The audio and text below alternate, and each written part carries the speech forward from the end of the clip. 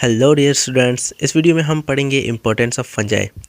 Chapter number 7 का हमारा last topic है 7.5 बायोलॉजी फर्स्ट ईयर में। आज हम जो है वो इम्पोर्टेंस ऑफ फंजाई के बारे में स्टडी करेंगे। फंजाई की इम्पोर्टेंस के अंदर हमारे पास फंजाई के जो बेनिफिट्स हैं वो भी आते हैं और उसके जो नुकसानात हैं वो भी आते हैं। फंजी हमारे लिए हार्मफुल भी है, फंजी हमारे लिए बेनिफिट भी देती है, फ़ायदेमंद भी है। तो चलिए उसके फ़ायदे और नुकसानात का जो है वो हम डिस्कस करते हैं।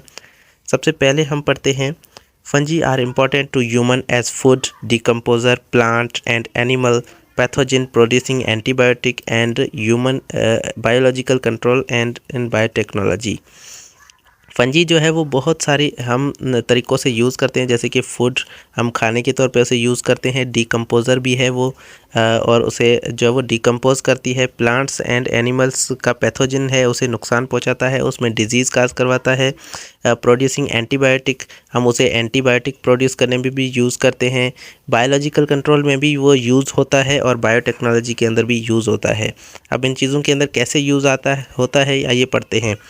Because of lichens efficiency in absorbing minerals, they are important contributor to nutrition cycle। हमारे पास एक एग्जांपल है लिचेंस का। लिचेंस क्या है? एक तरह की एसोसिएशन होती है जिसमें फंजाई और प्लस में कुछ बैक्टीरिया या फिर कुछ जो है वो अलगा जो है ये आपस में मिलकर रहते हैं और ये जो है वो न्यूट्रिशन को एब्जॉर्ब करते हैं, जिससे न्यूट्रिशन साइकिल चलता है इन्वायरमेंट का। This efficiency also makes them sensitive to pollution. तो इसी वजह से ये जो है एफिशिएंट होते हैं और ये पॉल्यूशन के ख़िलाफ़ होते हैं, पॉल्यूशन ये नहीं करते, इन्वायरमेंट फ्रेंडली होते हैं। उसके बाद हम आते हैं eating and drinking fungi. Edible mushrooms are useful source of easily digestible proteins। कुछ ऐसे मशरूम्स हमारे पास हैं। मशरूम्स जो है ये हम खाने के तौर पे यूज़ करते हैं, उन्हें खाते हैं और उससे हमें जो वो प्रोटीन्स मिलते हैं, विटामिन और मिनरल्स भी उसे हमें मिलते हैं। एग्रिकस बाइपोरस और पेडेस्ट्रेन मशरूम, ये हमारे पास कुछ एग्जांपल्स हैं। ऑयस्टर मशरूम, ये भी हमारा जो है वो हमारे एग्जांपल्स हैं मशरूम के, जिसे हम खाते हैं और उसे हमें प्रोटीन मिलती है। उसके बाद आगे लिखा हुआ है fungi are vital for whole range of fermentation industries. Soybeans are fermented by the Agaricus oryzae to make soya sauce. तो सोयाबीन्स को जो है वो हम फर्मेंट करते हैं, मतलब फर्मेंटेशन का प्रोसेस करते हैं। हम पढ़ चुके हैं कि फर्मेंटेशन क्या होती है, एनाएरोबिक रेस्पिरेशन होती है। एनाएरोबिक रेस्पिरेशन करते हैं ये ऑर्गेनिजम्स जो है वो एनाएरोबिक रेस्पिरेशन करते हैं, जिसके अंदर वो ऑक्सीजन का यूज़ नहीं करते और उसके बिना पर जो है वो खाने की ब्रेकडाउन करते हैं, जिससे जो है वो अल्कोहल और कुछ दूसरे सब्सटेंसेस भी बनते हैं, लैक्टिक एसिड भी बनता है। तो यहाँ पर जो है वो सोयाबीन्स को जो है वो जब हम फर्मेंट करते हैं तो उसे हम सोया सॉस बनाते हैं। सोयाबीन से एक तरह की खाने की चीज़ होती है, तो उसे जो है वो हम सोया सॉस बना लेते हैं। उसके बाद fungi take part in the basic process of cheese making. Fungi जो है वो चीज़ बनाने के प्रोसेस में भी इन्वॉल्व होती है, चीज़ भी बनाते हैं हम फंजी से। The yeast Saccharomyces cerevisiae ferment sugars to alcohol. हमारे पास जो यीस्ट होता है, जो यूनिसेलुलर फंजाई है जिसका नाम है सैक्रोमाइस सर्वेसाई, ये हमारे पास यूज़ होता है शुगर की फर्मेंटेशन के लिए। हम शुगर की फर्मेंटेशन करते हैं, शुगर को इनको जो है वो रेस्पायर कराते हैं शुगर, तो ये क्या करते हैं उससे अल्कोहल बना लेते हैं और कार्बन डाइऑक्साइड बना लेते हैं। तो इस तरह हमें अल्कोहल मिल गई और अल्कोहल से जो है वो हम वाइन, बियर और ब्रेड भी बना सकते हैं। तो यहाँ पर जो है वो वाइन्स और ब्रेड ये बनाने के लिए भी हम फंजाई का यूज़ कर रहे हैं। Over the past few decades yeast have become increasingly important. कुछ पिछले सालों के अंदर यीस्ट जो है हमारे पास यूनिसेलुलर जिसे फंजाई कहते हैं, यीस्ट ये एक फंजाई का टाइप है, ये जो है वो बहुत ही इम्पॉर्टेंट हो गया है। जेनेटिक रिसर्च के अंदर हम इसे यूज़ कर रहे हैं। For example human insulin gene has spliced in the genome of the baker's yeast. हम क्या कर रहे हैं, इंसुलिन जो है, इंसुलिन इंसान के अंदर जो मौजूद होता है, एक हार्मोन है, ये इंसुलिन जो है ये हमारे ब्लड के अंदर जो है वो ग्लूकोज की लेवल को मेंटेन करता है। तो यहाँ पर जो है वो हम इसे इंसुलिन प्रोड्यूस करने के लिए भी फंजाई का यूज़ करते हैं। कैसे करते हैं? जो इंसान के अंदर इंसुलिन का जो जीन है वो हम जो है वो फंजाई के अंदर जो बेकर फंजाई है, यीस्ट है, उस यीस्ट के अंदर हम वो जो है वो इंसुलिन डाल देते हैं, जिसे जो है वो यीस्ट को हम सैक्रीमाइज सर्विसाई कहते हैं। And insulin for use of Agaricus bisporus is the commercially grown species of mushroom. और ये मशरूम की एक स्पीशीज़ है, इसको भी हम यूज़ करते हैं इंसुलिन को प्रोड्यूस करने के लिए। तो इंसुलिन की प्रोडक्शन भी यहाँ पर जो है वो हम फंजाई से कर रहे हैं। उसके बाद फूड स्पॉयलेज के अंदर ये आते हैं, फूड को स्पॉयल कर देते हैं, ख़राब कर देते हैं। फूड को कैसे ख़राब करते हैं? Saprophytic fungi cause ट्रेमेंडस amount of spoilage of food. जो सेप्रोफाइटिक फंजाई हैं, जो डिकम्पोजर्स हैं, जो ज़मीन के अंदर चीज़ों को तोड़कर उससे खाना हासिल करते हैं, डेड मटेरियल्स को खाते हैं, वो हमारे खाने को भी जो है वो ख़राब करते हैं। उसे खाते हैं तो वो खाना भी हमारा ख़राब हो जाता है। Many toadstool content poisonous alkaloid and affect the human nervous system. बहुत सारे टोडस्टोल जो फंजाई हैं, बड़े बड़े फंजाई जो हैं, वो टोडस्टोल वो बहुत ही हार्मफुल हैं, पॉइजनस हैं, जहरीले हैं। अगर वो जो है हमें मतलब हम जो है वो उन्हें खा लें या फिर वो हमारे साथ हो तो हम क्या कर सकते हैं? हमारे नर्वस सिस्टम को इफ़ेक्ट कर सकते हैं, वो हमारा नर्वस सिस्टम ख़राब हो सकता है। उसके बाद पैथोजेनिक फंजाई पे आते हैं। वो फंजाई जो नुक्स हमारे लिए हमारी बीमारियां काज करवाते हैं। A number of important human and animal diseases are caused by pathogenic fungal diseases. बहुत सारी जो है वो फंजाई की डिजीज़ होती हैं हम इंसान के अंदर और एनिमल्स के अंदर होती हैं फंजाई की diseases. The cause of the cosmetic diseases of the skin such as a ringworm. हमारे पास रिंग वॉर्म है, एथलेट्स फुट है, ये क्या है? स्किन की डिजीज़ हैं, कॉस्मेटिक डिजीज़ हैं, स्किन की डिजीज़ें। हमारी जो स्किन है वो ख़राब हो जाती है, जैसे कि रिंग वॉर्म है, एथलेट्स फुट है, ये हमारी स्किन की डिजीज़ हैं जो फंजाई की वजह से होती हैं। Fungal spores may be triggered allergic response to the sensitive people. कुछ सेंसिटिव लोगों, हसास लोगों के अंदर जो है वो फंगल स्पोर्स अगर उनके आसपास हो या फिर फंगल स्पोर्स को अगर वो स्मेल करते हैं तो उन्हें एलर्जी होने लगती है, एलर्जिक रिस्पॉन्स आने लगता है फंजाई की स्पोर्स की वजह से। उसके बाद हम आते हैं हिस्टोप्लाज्मोलाइसिस। Histoplasmolysis is a serious infection of lungs caused by inhaling spores of fungi। ये एक सीरियस लंग का इन्फेक्शन है, हमारे लंग्स के अंदर जो है इन्फेक्शन हो जाता है जब हम फंजाई के स्पोर्स को स्मेल करते हैं, फंजाई के स्पोर्स को हम इनहेल करते हैं। मतलब सांस लेने में अगर हमारे फंजाई के स्पोर्स अंदर आ जाते हैं, लंग्स में जाते हैं, तो वहाँ पर वो जो है इन्फेक्शन काज करवा देते हैं और उसे जो है वो हम हिस्टोप्लाज्मोलाइसिस कहते हैं। A few species are able to cause systemic infection of bone tissue and anaerobic fungi cause fatal lung disease। तो कुछ हमारे पास स्पीशीज़ ऐसे भी हैं फंजाई के जो हमारे पास जो है वो सिस्टमिक इन्फेक्शन करवाते हैं। जैसे कि हमारे टिश्यूज़ हो गए, जो हमारी बोन्स के टिश्यू हैं, हड्डियों के जो टिश्यूज़ हैं उनमें इन्फेक्शन करवा देते हैं, या फिर वो जो है वो हमारे लंग्स के अंदर फैटल डिजीज़ करवा देते हैं। फैटल डिजीज़ एक डेथ काजिंग डिजीज़ होती है, बहुत ही ख़तरनाक, मतलब इंसान की जान जो है ख़तरे में आ जाती है। ये वाली डिजीज़ भी जो है वो एनाएरोबिक फंजाई करवा सकते हैं हमें। उसके बाद आगे आ जाएं, कैंडिडा अल्बिकेंस। ये हमारे पास जो है काज the oral and vaginal thrust. ये एक हमारे पास फंजाई है जो विजाइनल और ओरल थ्रस्ट करवाती है। थ्रस्ट का मतलब होता है एक तरह के छाले मुंह के अंदर पड़ जाते हैं, एक तरह के जो है वो वाइट कलर के पैचेस बन जाते हैं मुंह के अंदर और विजाइना के अंदर। विजाइना जो है फीमेल के रिप्रोडक्टिव पार्ट को कहते हैं, तो वहाँ पर जो है वो थ्रश हो जाता है, मतलब छाले जो है वो पड़ जाते हैं। और ये डिजीज़ जो है ये भी जो है वो एक फंजाई से होती है जिसका नाम है कैंडिडा अल्बिकेंस। उसके बाद अगला लिखा हुआ है aspergillosis, air lungs disease and मैनिलियासिस,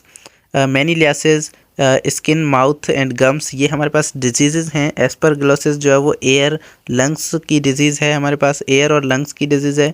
और मैनियालिसिस जो है स्किन और माउथ की डिजीज़ है, मुंह की और हमारी चमड़ी के अंदर ये डिजीज़ होती है। गम्स डिजीज़ है। And also caused bye fungus, ये भी जो है वो फंजाई की वजह से होती हैं। Many toadstool contain poisonous alkaloid that affect the human nervous system. बहुत सारे टोडस्टोल के अंदर जो है वो एक तरह का पॉइजन होता है, जहर होता है, जो हमारे नर्वस सिस्टम को इफ़ेक्ट करता है। उसके बाद प्लांट के अंदर डिजीज़ भी इसकी वजह से होती हैं। प्लांट के अंदर कौन कौन सी डिजीज़ हैं? Fungi are responsible for various plant diseases. Fungi जो है बहुत सारी प्लांट डिजीज़ के रिस्पॉन्सिबल हैं। बहुत सारी प्लांट डिजीज़ जो है फंजाई की वजह से होती है। Fungi destroy many agriculture crops, fruits, wheat और ड्रॉनी एंड पाउडरी मेल्ड्यू। तो हमारे पास ये ड्रॉनी एंड जो पाउडरी मेल्ड्यू ये बीमारी का एक नाम है और ये भी जो है फंजाई की वजह से होती है। कुछ क्रॉप्स के अंदर, फसल के अंदर जो है वो फंजाई के वजह से जो है हमारे पास डिजीज़ हो जाती हैं। और फ्रूट्स और वीट, मतलब जो हमारे पास गंदम है उसके अंदर भी ये बीमारियां होती हैं। फ्रूट्स के अंदर भी बीमारियां होती हैं। Apple, grapes, cherries and roses are affected by the powdery mildew. Powdery mildew जो है एक तरह का फंजाई है जो सेब को, एप्पल्स को, ग्रेप्स को, अंगूर को और चेरीज़ को जो है ये, और रोजेज़ हमारे पास, इनको जो है ये ख़राब कर देता है। इनमें ये डिजीज़ पैदा करता है। Most cereal crops like wheat and corn are susceptible to fungal diseases called smut and rust. तो सिमट और रस्ट ये दो बीमारियां जो है व्हीट और कॉर्न के अंदर भी होती हैं। इसके अंदर जो है उसके जो है वो पत्तों पर जो है वो येलो कलर के स्पॉट आ जाते हैं या फिर जो ब्लैक कलर के उस पर दाने आ जाते हैं, वो जिसकी वजह से वो ख़राब होने लगता है। उसके बाद फंजाई जो है वो डीकम्पोजर्स के तौर पर भी काम करते हैं। Saprophytic fungi act as decomposers in ecosystem. ये जो है डीकम्पोजर के तौर पे इकोसिस्टम में रहते हैं, मतलब ज़मीन के अंदर जो डेड मटेरियल पड़े होते हैं उनको खाकर अपनी लाइफ जो है वो ये गुजारते हैं। Many feed on dead organisms and decaying material in the soil and help to recycle the nutrients such as phosphate and sulfates that taken up by plants. बहुत सारे फंजाई हमारे पास ऐसे हैं जो डेड ऑर्गेनिजम्स को खाते हैं और डीके मटेरियल जो होता है, ऑर्गेनिजम्स का जो सड़ा हुआ मटेरियल होता है उसे भी खाते हैं। और ये जो वो न्यूट्रिएंट्स को जो है रिसाइकल करने में हेल्प करते हैं। मतलब फॉस्फेट और सल्फेट्स जो मौजूद होते हैं प्लांट्स में या फिर कुछ ऑर्गेनिजम्स के अंदर वो मौजूद होते हैं और डेड ऑर्गेनिजम्स के अंदर वो मौजूद होते हैं, उन्हें ये खाकर जो है वो रिसाइकल कर देते हैं और प्लांट्स जो है वो फिर बाद में उन्हें यूज़ कर सकते हैं। उसके बाद स्पॉयलेज के अंदर भी ये आते हैं। Many food spoil, leather and wool, books, timber, cotton, ये जो है इन चीज़ों को ख़राब कर देते हैं फंजाई। कॉटन को ये ख़राब कर देते हैं, कॉटन जो हमारे पास होता है उसे ख़राब कर देते हैं। टिम्बर को, ये टिम्बर एक लकड़ी को कहते हैं, तो ये लकड़ी, उस लकड़ी को भी ख़राब कर देते हैं। हमारे बुक्स को भी ख़राब कर देते हैं, तोड़ देते हैं। और ये वूल जो होता है उसे भी, और लेदर को भी ये ख़राब कर सकते हैं। उसके बाद हम आते हैं एंटीबायोटिक्स पे। एंटीबायोटिक जो हमें फंजाई से मिलती हैं और दूसरे ऑर्गेनिज्म से मिलती हैं। Many important antibiotic are extracted from fungi. Fungi से हम बहुत सारी जो है वो एंटीबायोटिक्स निकालते हैं। और fungi have explored a new field in the medicine by producing antibiotic like penicillin, chloromycetin, neomycin and terramycin. तो ये हमारे पास कुछ जो एंटीबायोटिक्स हैं उनके नाम हैं। फंजाई की वजह से ही हमें जो है वो एक नई फील्ड मिली है, एक नया रुख मिला है मेडिसिन को। मतलब हमारी जो दवायात थी, जो दवाएं थी, उनमें एक नई चीज़ जो है फंजाई की मदद से आ गई जो एंटीबायोटिक है। और ये एंटीबायोटिक जो है ये हमें फंजाई से मिलती हैं। इनमें जो है वो हमारे पास पेनिसिलिन आ जाती है जो सबसे पहली एंटीबायोटिक है, और दूसरी हमारे क्लोरोमाइसिटिन आ जाती है, नियोमाइसिन और टेरामाइसिन भी आ जाती हैं। ये जो हमारे पास एंटीबायोटिक के नाम हैं। Penicillin is an effective against most type of bacteria which cause the diarrhoea, pneumonia, meningitis and syphilis and gonorrhoea. तो ये बीमारियां जो है ये कुछ बहुत सारे बैक्टीरिया की मदद से हो रही हैं, और इनको रोकने के लिए पेनिसिलिन जो है ये एक बहुत ही इफ़ेक्टिव एंटीबायोटिक है। तो ये हमें फंजाई से मिल रही है। उसके बाद बायोलॉजिकल कंट्रोल के अंदर भी हमारे पास आते हैं। ये बायोलॉजिकल कंट्रोल क्या होता है, हम किसी एक ऑर्गेनिज्म को जो है वो ख़त्म करने के लिए उस पे दूसरे ऑर्गेनिज्म से जो है वो उस पे हम कंट्रोल करते हैं। तो यहाँ पर जो है वो fungi are also used in the biological control of weeds and pests.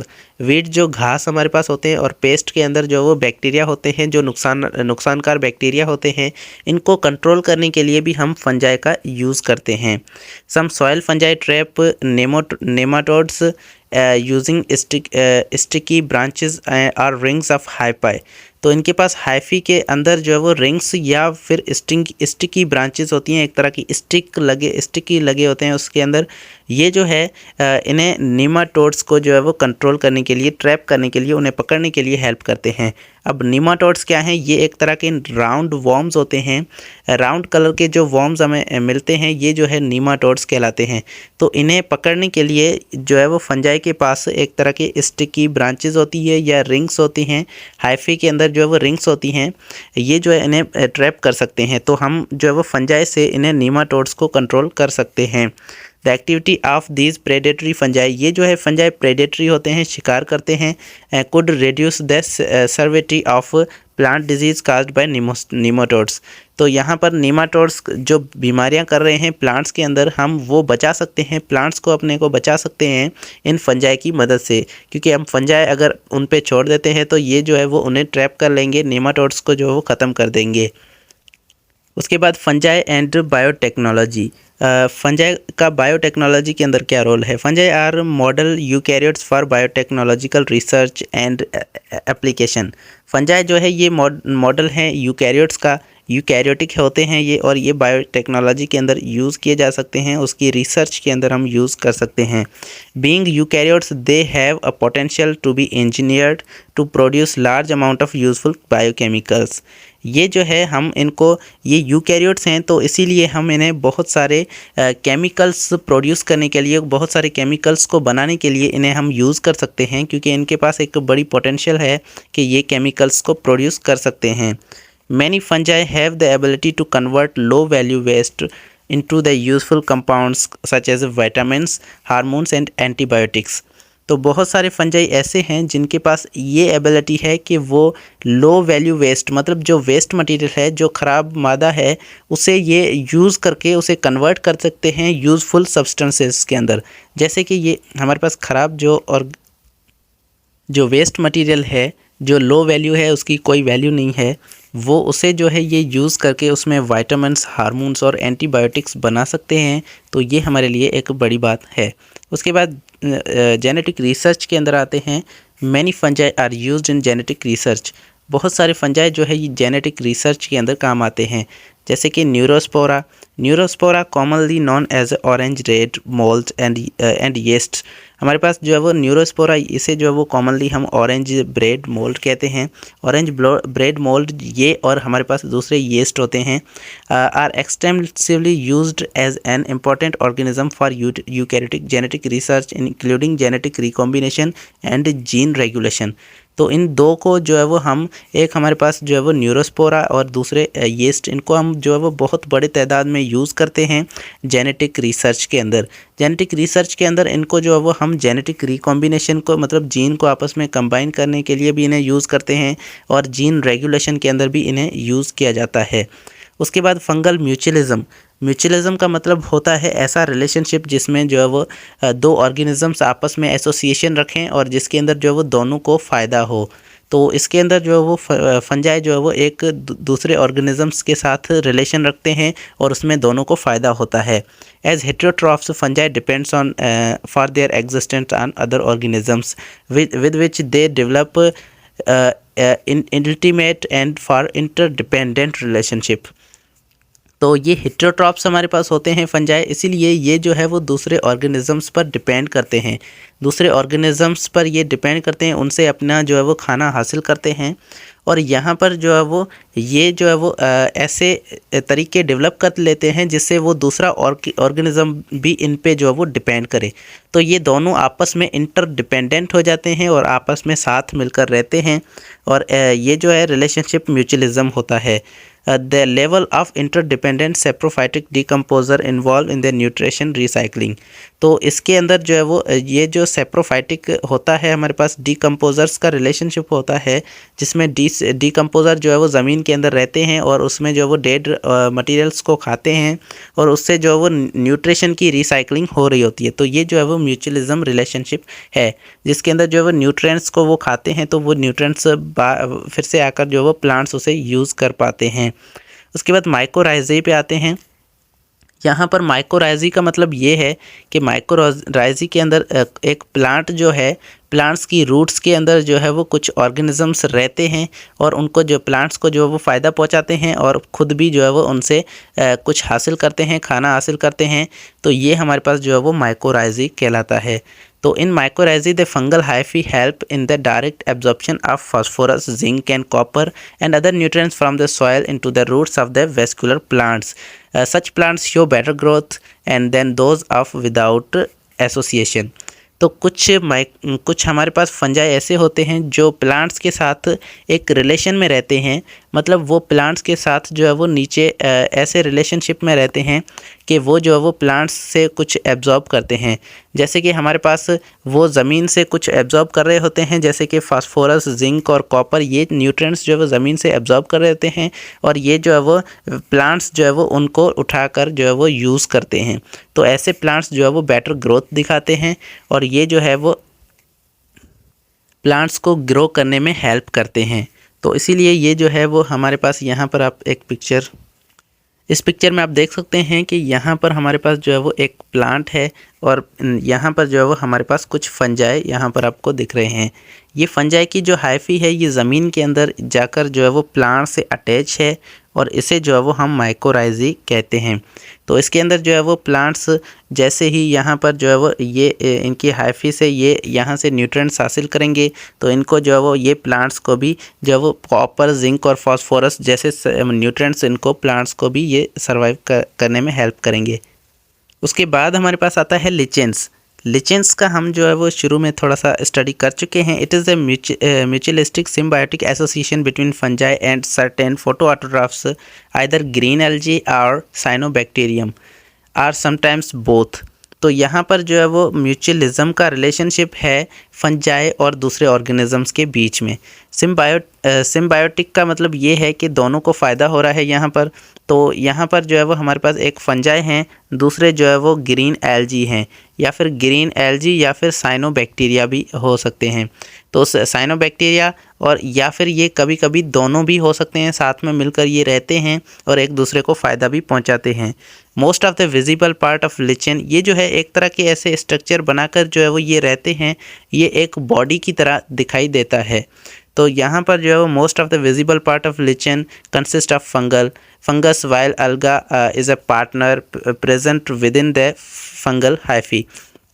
तो इसका जो बड़ा पार्ट होता है लिचेन का, वो हमें दिखाई देता है कि उसके अंदर फंजाई मौजूद हैं, लेकिन उसके अंदर जो है वो नीचे जहाँ पर जो है वो फंजाई के हाइफी होते हैं वहाँ पर जो उसके पार्टनर एल्गी भी वहाँ पर मौजूद होते हैं। Fungus protect the algal partner from the strong light and desiccation and itself get food from the algae. तो यहाँ पर जो है वो फंजाई हमारे पास जो फंजाई होते हैं वो एल्गी से अपना खाना हासिल करते हैं और बदले में उन्हें जो है वो ख़तरनाक लाइट से और उन्हें सूखने से बचाते हैं। तो फंजाई जो है वो हेल्प कर रहे हैं एल्गी को लाइट से बचने के लिए और उन्हें जो है वो उन्हें अपने खाने के लिए भी यूज़ कर रहे हैं। तो ये दोनों तरह से दोनों को फ़ायदा हो रहा है। They are ecologically important as a bio indicator of air pollution. ये जो है एक बायो इंडिकेटर है इम्पॉर्टेंट। बायो इंडिकेटर का मतलब ये है कि ये लाइफ के कुछ इंडिकेटर्स हैं, कुछ चीज़ों को हमें इंडिकेट करके बताते हैं। जैसे कि ये एयर पॉल्यूशन के इंडिकेटर हैं, हमें एयर पॉल्यूशन के बारे में बताएंगे, मतलब जहाँ पर ये मौजूद होंगे वहाँ पर हमें पता है कि ये जो है वो पॉल्यूशन सेंसिटिव होते हैं, वहाँ पर ये पॉल्यूशन क्रिएट नहीं होने देंगे, या फिर वहाँ पर जहाँ पर पॉल्यूशन होगा वहाँ पर ये नहीं रहेंगे। तो इसीलिए ये हमें बता रहे हैं कि एयर पॉल्यूशन किसी जगह पर है या किस जगह पर नहीं है। तो ये था आज का हमारा टॉपिक। उम्मीद है आपको ये टॉपिक अच्छे से समझ में आ चुका होगा। कोई भी क्वेश्चन हो तो कमेंट के अंदर पूछ सकते हैं। और इसी वीडियो के साथ हमारा आज का चैप्टर ये कंप्लीट हुआ और उसके बाद जो है वो नेक्स्ट वीडियो में हम इसकी एक्सरसाइजेस को सॉल्व करके नेक्स्ट चैप्टर को स्टार्ट करेंगे। Thank you so much.